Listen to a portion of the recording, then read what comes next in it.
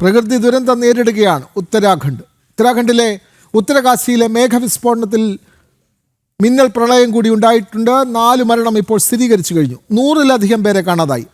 ഫർസിൽ മേഖലയിലെ ഖീർഗംഗ നദിയിൽ ആണ് ജലനിരപ്പ് ക്രമാതീതമായി ഉയർന്നത്. നിരവധി ആളുകളും കെട്ടിടങ്ങളും ഒലിച്ചുപോയി. സമീപ പ്രദേശത്ത് നിന്ന് 50ഓളം പേരെ രക്ഷപ്പെടുത്തി. പരിക്കേറ്റവരെ ഫർസിലെ ആർമി മെഡിക്കൽ സെൻ്ററിൽ എത്തിച്ചുകൊണ്ടിരിക്കുകയാണ്. സ്ഥിതിഗതികൾ പ്രധാനമന്ത്രിയും കേന്ദ്ര ആഭ്യന്തരമന്ത്രിയും നേരിട്ട് വിലയിരുത്തി. ഉത്തരാഖണ്ഡ് മുഖ്യമന്ത്രി പുഷ്കർ സിംഗ് ധാമിയുമായി കേന്ദ്ര ആഭ്യന്തരമന്ത്രി അമിത്ഷാ സംസാരിക്കുകയും ചെയ്തു. വിവരങ്ങളുമായി ജിഷ്ണു കൃഷ്ണൻ ചേരുന്നു. ജിഷ്ണു, ഉത്തരാഖണ്ഡിനെ പിടിച്ചുലച്ചിരിക്കുകയാണ് പ്രകൃതി ദുരന്തം. മേഘവിസ്ഫോടനം നടന്നു, പിന്നീട് അത് വലിയ പ്രളയമായി മാറി. ഖീർഗംഗ നദി കരകവിഞ്ഞൊഴുകി. വലിയ നിലയിൽ ഉരുൾപൊട്ടൽ അനുഭവപ്പെട്ടു. 100 കണക്കിന് വീടുകളാണ്, സ്ഥാപനങ്ങളാണ്, മാർക്കറ്റാണ് ഒക്കെ ഒലിച്ചുപോയത്. എത്ര പേർ മരിച്ചു എന്ന് പോലും പറയാൻ കഴിയുന്നില്ല. സൈന്യത്തിൻ്റെ നേതൃത്വത്തിൽ രക്ഷാപ്രവർത്തനം തുടരുന്നു. കൂടുതൽ വിവരങ്ങൾ ജിഷ്ണു കൃഷ്ണൻ. ഉത്തരകാശിയിലെ ഹർസൽ ധരാലി മേഖലയിലാണ് മേഘവിസ്ഫോടനവും മിന്നൽ പ്രളയവും ഉരുൾപൊട്ടലും ഒരുമിച്ചുണ്ടായിട്ടുള്ളത്. അതിൽ കനത്ത നാശനഷ്ടം ഉണ്ടായിട്ടുണ്ട്. നിലവിൽ പുറത്തു വന്നിട്ടുള്ള ദൃശ്യങ്ങളിൽ തന്നെ ധരാലി മേഖലയിൽ എത്രത്തോളം വലിയ അപകടമാണ് ഉണ്ടായത് എന്ന് നമുക്ക് വ്യക്തമാക്കി തരും. ആ ദൃശ്യങ്ങളിൽ നിന്ന് തന്നെ അപകടത്തിന്റെ വ്യാപ്തി വ്യക്തമാണ്. ഖീർഗംഗ നദിയുടെ വൃഷ്ടി പ്രദേശത്താണ് മേഘവിസ്ഫോടനം ഉണ്ടായത്. തുടർന്ന് അവിടെ മുകൾ ഭാഗത്ത് ഈ ചെങ്കുത്തായ മലനിരകൾ നിറഞ്ഞ പ്രദേശമാണ് ഉത്തരകാശി എന്നുള്ളത്. മുകൾ പ്രദേശത്ത് നിന്ന് വെള്ളവും കല്ലും മണ്ണും ചെളിയും ഉൾപ്പെടെയും താഴേക്ക് പതിക്കുകയായിരുന്നു. അതിൽ നിരവധി കെട്ടിടങ്ങൾ, ധരാലി മേഖലയിൽ നിരവധി കെട്ടിടങ്ങൾ തകർത്തു. ഉത്തരകാശി എന്നുള്ള പ്രദേശം പ്രസിദ്ധമായ തീർത്ഥാടന കേന്ദ്രമാണ്, വിനോദസഞ്ചാര കേന്ദ്രമാണ്. ഒപ്പം നിരവധി തീർത്ഥാടന, കേദാർനാഥ് ഉൾപ്പെടെയുള്ള യാത്രകളിലേക്കുള്ള ബേസ് ക്യാമ്പ് പോലെ പ്രവർത്തിക്കുന്ന പ്രദേശമാണ്. ഗംഗോത്രിയിലേക്കുള്ള പോകുന്ന വഴിയിലാണ് ഉത്തരകാശിയുള്ളത്. അതുകൊണ്ട് തന്നെയും തീർത്ഥാടകരായിട്ടുള്ള ആളുകൾ, വിനോദസഞ്ചാരികൾ, അത്തരത്തിൽ രാജ്യത്തിന്റെ വിവിധ ഭാഗങ്ങളിൽ നിന്നുള്ള ആളുകൾ ഈ പ്രദേശത്തുണ്ടാകാനുള്ള സാധ്യതയുണ്ട്. ഒപ്പം ഒരു ജനവാസ മേഖല കൂടിയാണ് ധരാലി എന്നുള്ളത്. അവിടെ നിരവധി കെട്ടിടങ്ങൾ തകർത്ത് തരിപ്പണമാക്കിക്കൊണ്ടാണ് ആ മലവെള്ളം താഴേക്ക് പതിച്ചിട്ടുള്ളത്. ആ പ്രദേശം മുഴുവൻ ചെളി നിറഞ്ഞ അവസ്ഥയിലാണ്. നിലവിൽ ആ അപകടമുണ്ടായിട്ടുള്ള പ്രദേശത്ത് നിന്ന് ബാക്കിയുണ്ടായിരുന്ന കെട്ടിടങ്ങളിൽ നിന്നെല്ലാം ഗ്രാമവാസികളെ ഒഴിപ്പിച്ചിട്ടുണ്ട്. അവരെല്ലാം ഹർസലിലെ സൈനിക ക്യാമ്പുകളിലേക്കും മറ്റ് സുരക്ഷിത സ്ഥാനങ്ങളിലേക്കുമാണ് മാറ്റിയിട്ടുള്ളത്. തകർന്നിട്ടുള്ള വീടുകളിൽ നിന്ന് സൈന്യം 50-ലധികം ആളുകളെ ഇതിനോടകം തന്നെ രക്ഷപ്പെടുത്തിയിട്ടുണ്ട്. അവർക്കും ചികിത്സ നൽകുന്നതിന് ഏറ്റവും അടുത്ത് 4 കിലോമീറ്റർ അടുത്ത് ഹർസലിലെ സൈനിക കേന്ദ്രമാണുള്ളത്. അവിടെയും ആരോഗ്യ കേന്ദ്രത്തിലേക്ക് ഈ പരിക്കേറ്റവരെ എത്തിച്ചിട്ടുണ്ട്. അത്തരത്തിൽ രക്ഷാപ്രവർത്തനം പുരോഗമിക്കുകയാണ്. ഹർസൽ സൈനിക ക്യാമ്പിൽ നിന്നുള്ള യൂണിറ്റുകളും പോലീസും പ്രദേശവാസികളുമാണ് ആദ്യഘട്ടത്തിൽ രക്ഷാപ്രവർത്തനത്തിനെത്തിയത്. പിന്നീട് ദേശീയ, സംസ്ഥാന ദുരന്ത നിവാരണ സേനകളുടെ കൂടുതൽ യൂണിറ്റുകൾ ഇപ്പോൾ അപകട സ്ഥലത്തേക്ക് എത്തിയിട്ടുണ്ട്. പ്രധാനമന്ത്രി നരേന്ദ്രമോദിയും ആഭ്യന്തരമന്ത്രി അമിത്ഷായും മുഖ്യമന്ത്രി പുഷ്കർ സിംഗ് ധാമിയുമായി ഫോണിൽ സംസാരിച്ചുകൊണ്ട് സ്ഥിതിഗതികൾ വിലയിരുത്തി.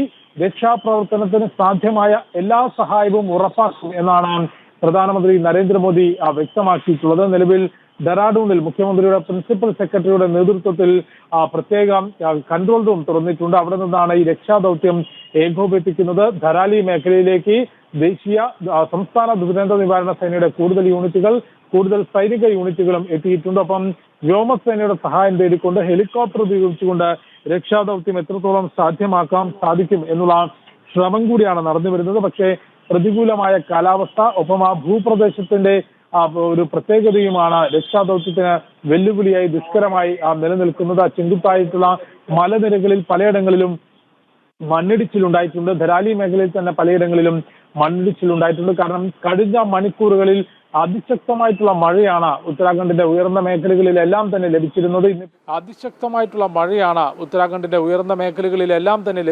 ഇന്നിപ്പോൾ ആ പ്രദേശത്ത് ഉത്തരാഖണ്ഡിലെ പലയിടങ്ങളിലും റെഡ് അലേർട്ട് പ്രഖ്യാപിച്ചിട്ടുണ്ട്. വരും മണിക്കൂറുകളിലും മഴ തുടരും എന്നാണ് അറിയിച്ചിട്ടുള്ളത്. ഒപ്പം ഖീർഗംഗ നദിയിൽ ജലനിരപ്പ് ക്രമാതീതമായി ഉയർന്നതിനാൽ ഖീർഗംഗ നദിക്കരയിൽ താമസിക്കുന്നവർ അതീവ ജാഗ്രത പാലിക്കാനും സുരക്ഷിത കേന്ദ്രങ്ങളിലേക്ക് മാറാനും ഇപ്പോൾ നിർദ്ദേശം നൽകിയിട്ടുണ്ട്. കൂടാതെ കൂടുതൽ സേനാ യൂണിറ്റുകളും ദേശീയ സംസ്ഥാന ദുരന്ത നിവാരണ സേനയുടെ യൂണിറ്റുകളും എത്തിച്ചുകൊണ്ട് രക്ഷാദൗത്യം അതിവേഗത്തിൽ നടത്തുക എന്നുള്ളതിനാണ് ഇപ്പോൾ പ്രാധാന്യം നൽകുന്നത്. 50 മുതൽ 100-നിടയിൽ ആളുകളെ കാണാതായിട്ടുണ്ട് എന്നാണ് റിപ്പോർട്ടുകൾ. നേരത്തെ തന്നെ റെഡ് അലേർട്ട് പ്രഖ്യാപിച്ചുകൊണ്ട് ജാഗ്രതാ നിർദ്ദേശം നൽകിയതിനാൽ പരമാവധി ആളുകളെ ഈ പ്രദേശങ്ങളിൽ നിന്ന്, ഈ ചെങ്കുത്തായിട്ടുള്ള മലനിരകൾ ഉൾപ്പെടുന്ന പ്രദേശത്ത് നിന്ന് സുരക്ഷിത സ്ഥാനങ്ങളിലേക്ക് മാറ്റാൻ സാധിച്ചിരുന്നു. പക്ഷേ ഈ ഒരു ദൃശ്യങ്ങളിൽ കാണുന്ന ധരാലി മേഖലയിൽ ഇപ്പോൾ അപകടം നടന്നിട്ടുള്ള കെട്ടിടങ്ങളിലും അതിൻ്റെ സമീപ പ്രദേശങ്ങളിലും ധാരാളം ആളുകൾ ഉണ്ടായിരുന്നു. കൂടാതെ ധരാലി മാർക്കറ്റിൽ വൻ നാശനഷ്ടമാണ് ഉണ്ടായിട്ടുള്ളത്. അവിടെയും ആളുകൾ ഉണ്ടായിരുന്നു. അതുകൊണ്ട് തന്നെ നിരവധി ആളുകൾക്ക് പരിക്കേറ്റിട്ടുണ്ട്. 50-നും 100-നും ഇടയിൽ ആളുകളെ കാണാതായി എന്നാണ് റിപ്പോർട്ടുകൾ. രക്ഷാദൗത്യത്തിനിടയിൽ 4-ലധികം മൃതദേഹങ്ങൾ ഇതിനോടകം കണ്ടെത്തിയിട്ടുണ്ട്. അപകടത്തിൽ പരിക്കേറ്റവർക്ക് മികച്ച ചികിത്സ ഉറപ്പാക്കുന്നതിന് ആരോഗ്യവകുപ്പിന് കീഴിൽ പ്രത്യേക ദൗത്യ സംഘത്തെ മേഖലയിൽ തയ്യാറാക്കിയിട്ടുണ്ട്. കൂടാതെ ഹർസലിലെ സൈനിക യൂണിറ്റിലെ ആരോഗ്യ കേന്ദ്രത്തിലും പരിക്കേറ്റവരെ മാറ്റിയിട്ടുണ്ട്. വിനോദ്. അതെ, ആരോഗ്യ കേന്ദ്രങ്ങളിലേക്ക് പരിക്കേറ്റവരെ മാറ്റുന്നു എന്നുള്ളതാണ്. പക്ഷേ ഒരു നാടൊന്നാകെ പ്രളയം വിഴുങ്ങുന്ന സാഹചര്യം നമുക്ക് ദൃശ്യങ്ങളിൽ കാണാം. ചീട്ടുകൊട്ടാരം പോലെ വീടുകൾ തകർന്ന് അടിയുന്ന ദൃശ്യങ്ങളാണ് കാണുന്നത്. എത്രയോ ആളുകളായിരിക്കാം അതിനുള്ളിലൊക്കെ ജീവിച്ചു കൊണ്ടിരുന്നത്. നമുക്കറിയാം, ടൂറിസ്റ്റ് കേന്ദ്രമാണ്, തീർത്ഥാടന കേന്ദ്രമാണ്. അപ്പോൾ ടൂറിസ്റ്റ് ഹോമുകളടക്കം വിവിധ സ്ഥാപനങ്ങളടക്കം എല്ലാം നാശോന്മുഖമായ ഒരന്തരീക്ഷം. ഇത് നാശനഷ്ടം എത്രയാണ് എന്ന് പോലും കണക്കാക്കാൻ കഴിയില്ല എന്നുള്ളത് വ്യക്തമാണ്. അപ്പോൾ മണ്ണിനടിയിൽ എത്രയോ ജീവനുകൾ കുടുങ്ങിക്കിടക്കുന്നു, എത്രയോ പേരെ കാണാതായിരിക്കുന്നു. അപ്പോൾ ഇതിൻ്റെ ഭീകരമായ അവസ്ഥ അറിയണമെങ്കിൽ മരണസംഖ്യ പോലും നമുക്ക് അളന്ന് തിട്ടപ്പെടുത്താൻ കഴിയുന്നില്ല. അപ്പോൾ ഈ മേഖലയിലേക്ക് സൈന്യത്തിൻ്റെ നേതൃത്വത്തിൽ വലിയ തരത്തിലുള്ള രക്ഷാദൗത്യമായിരിക്കുമല്ലോ പുരോഗമിക്കുന്നത്. എത്ര ദിവസം വേണ്ടിവരും ഇത് പൂർത്തീകരിക്കാൻ? അങ്ങനെ കണക്കാക്കണ്ടേ ജിഷ്ണു കൃഷ്ണൻ?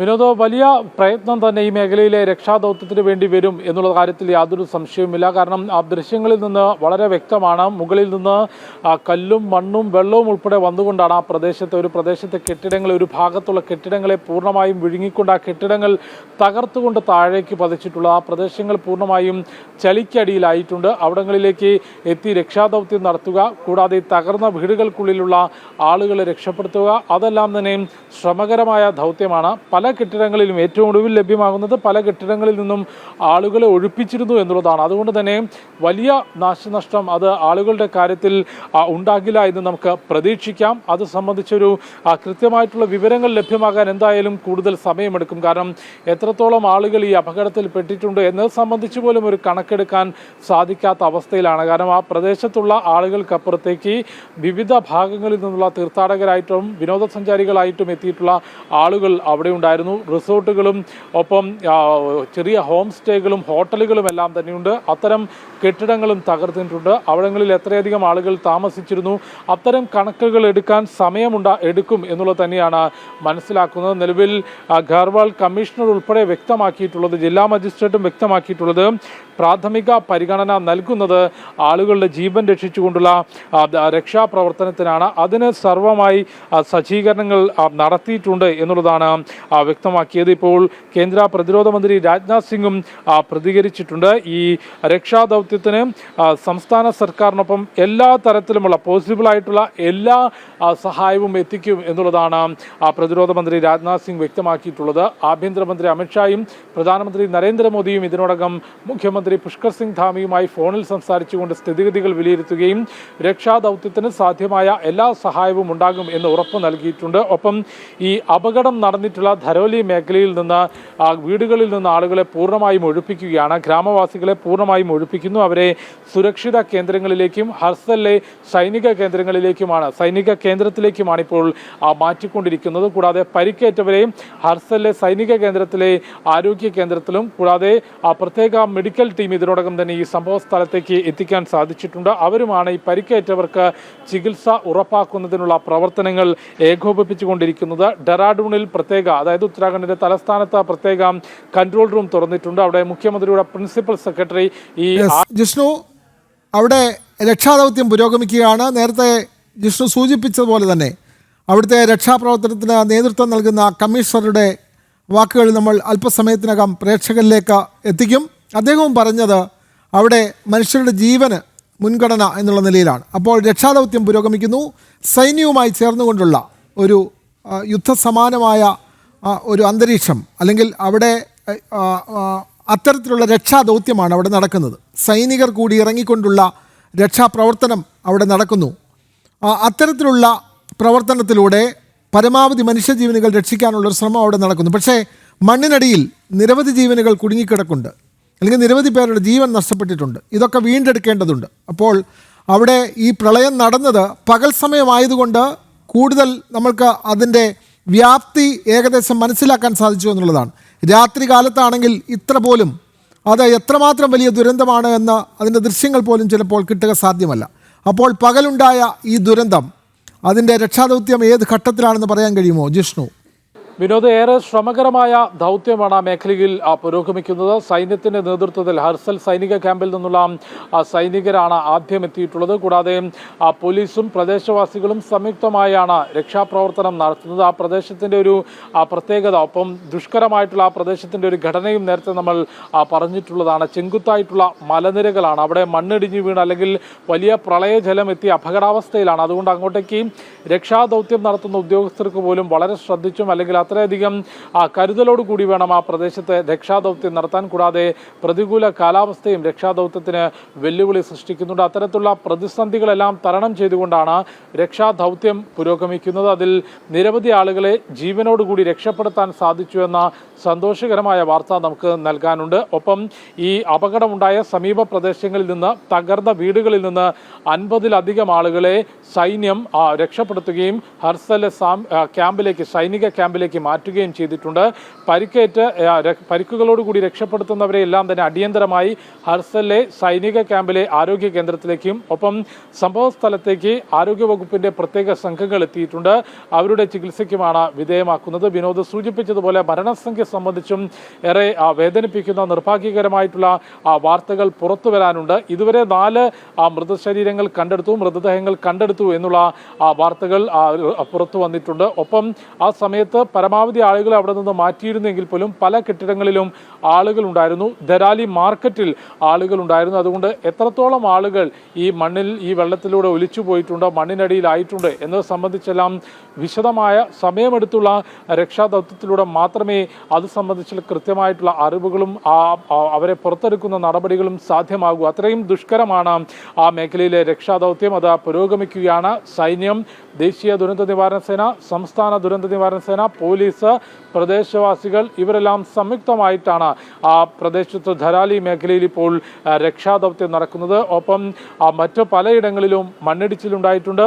ഉത്തരാഖണ്ഡിന്റെ ഉയർന്ന മേഖലകളിൽ മഴ തുടരുകയാണ്. ചമോലി മേഖലയിൽ മണ്ണിടിഞ്ഞു വീണ ആ പ്രദേശത്തേക്കുള്ള റോഡ് ഗതാഗതം പൂർണ്ണമായും തടസ്സപ്പെട്ടിട്ടുണ്ട്. റോഡ് പൂർണ്ണമായും താഴേക്ക് ഒലിച്ചു പോകുന്നതിൻ്റെ ദൃശ്യങ്ങളാണിപ്പോൾ പുറത്തു വന്നിട്ടുള്ളത്. ഒപ്പം ധരാലിയിൽ ഇപ്പോൾ ഉണ്ടായിട്ടുള്ള ഈ മേഘവിസ്ഫോടനത്തിൻ്റെയും മിന്നൽ പ്രളയത്തിൻ്റെയും മണ്ണിടിച്ചിലിൻ്റെയും ദൃശ്യങ്ങൾ തുടർച്ചയായി നമ്മൾ പ്രേക്ഷകരെ കാണിക്കുന്നുണ്ട്. ആ ദൃശ്യങ്ങളിൽ നിന്ന് തന്നെ വ്യക്തമാണ് എത്രത്തോളം വ്യാപ്തിയാണ് അപകടത്തിനുള്ളത് എന്നുള്ളത്. നിരവധി കെട്ടിടങ്ങളാണ് ആ മണ്ണിനടിയിൽ തകർന്ന് തരിപ്പണമായി താഴേക്ക് പതിച്ചിട്ടുള്ളത്. അതിൽ പല കെട്ടിടങ്ങളിലും ആളുകൾ ഉണ്ടായിരുന്നു. ധരോലി മാർക്കറ്റിൽ ആളുകൾ ഉണ്ടായിരുന്നു. പക്ഷേ ആ കെട്ടിടങ്ങളിൽ പൂർണ്ണമായും ആളുകൾ, അതായത് മുൻപ് അല്ലെങ്കിൽ സാധാരണഗതിയിൽ ഉണ്ടാകുന്ന അത്ര ആളുകൾ ഇല്ല എന്നുള്ളതാണ് ഒപ്പം ജില്ലാ മജിസ്ട്രേറ്റ് വ്യക്തമാക്കിയത്. കാരണം അതീവ ജാഗ്രതാ നിർദ്ദേശം നൽകിയതിനാൽ പല ആളുകളെയും ഒഴിപ്പിച്ചിരുന്നു. കൂടാതെ വിനോദസഞ്ചാരികളെയും തീർത്ഥാടകരെയും എല്ലാം ഉയർന്ന മേഖലകളിലേക്ക് പോകുന്നതിൽ നിന്ന് കഴിഞ്ഞ 2 ദിവസങ്ങളിലായി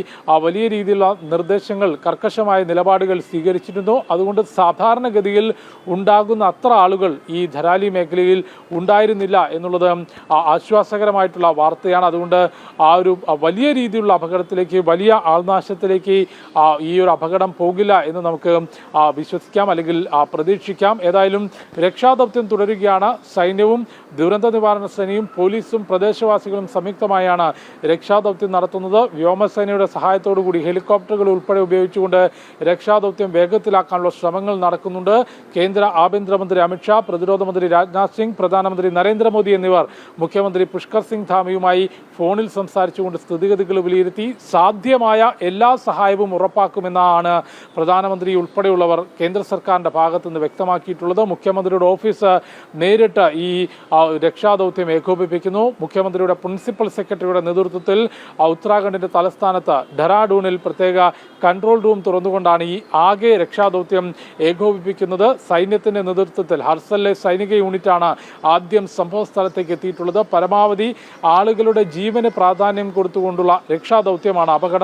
ഉച്ചയോടുകൂടി അപകടം നടന്ന ഈ ആദ്യ മണിക്കൂറുകളിലെല്ലാം തന്നെ രക്ഷാപ്രവർത്തകർ നടത്തി വരുന്നത്. അതിനുശേഷം ഈ മണ്ണിനടിയിലേക്കും ഒപ്പം പൂർണ്ണമായും തകർന്നു വീണ കെട്ടിടങ്ങൾക്കടിയിലും പരിശോധന തുടരും. ഇപ്പോൾ താൽക്കാലികമായി അല്ലെങ്കിൽ ഭാഗികമായി തകർന്നു വീണ കെട്ടിടങ്ങൾ, ഈ അപകടം നടന്നതിന്റെ ചുറ്റുപാടുമുള്ള മേഖലകൾ, ഇവിടങ്ങളിലെല്ലാം തന്നെ പരിക്കേറ്റവരെയും ഗ്രാമവാസികളെയും പൂർണ്ണമായും ഒഴിപ്പിക്കുന്ന നടപടി തുടരുകയാണ്. വിനോദ്.